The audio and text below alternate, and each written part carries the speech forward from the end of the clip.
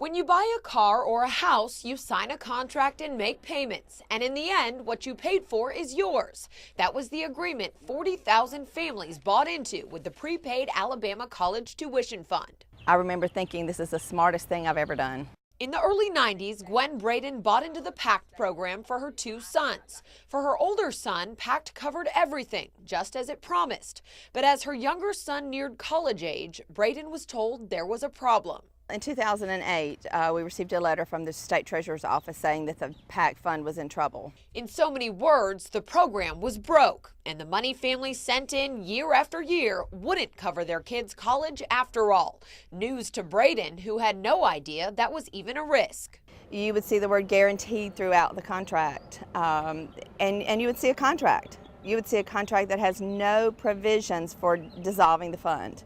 Has no provisions for what may happen if the investments go bad. Braden's in the same boat as thousands of other families who were left holding the bag because of what they call negligence. PACT board did a horrible job, negligent job of investing the money and lost a substantial amount of the money. Father of 2, Jim Ziggler, says the money was mismanaged by what's called the PACT board almost from the start, and then no action was taken when the economy started to crumble. They bought in at the top, sold out at the bottom.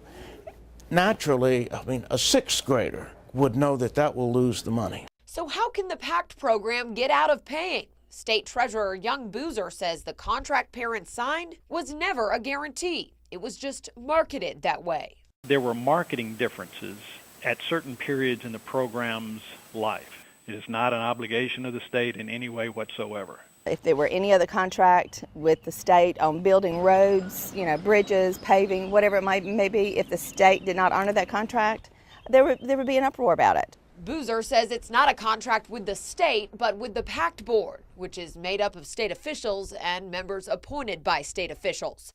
Ziggler, Braden, and other families will get some money. Under a recent class action settlement, PACT will pay tuition at 2010 prices. Parents will be left to make up the difference. For a 2013 freshman at the University of Alabama, it's a difference of about $2,000. And as college tuition continues its steady climb higher, so will that gap. And even partial payment isn't guaranteed. The settlement clearly states the PACT program can be dissolved at any time. What would happen for families whose kids have not gone to school yet if the program were to be dissolved? It doesn't say that it can be dissolved at any time. I don't know where you got that. We got that from the disclosure statement put out by the program May 23rd. So where do families go from here? It seems they only have one option left: file a complaint with the Securities and Exchange Commission and hope they take action. Otherwise, we're going to have to come up with the money ourselves. It's just not right.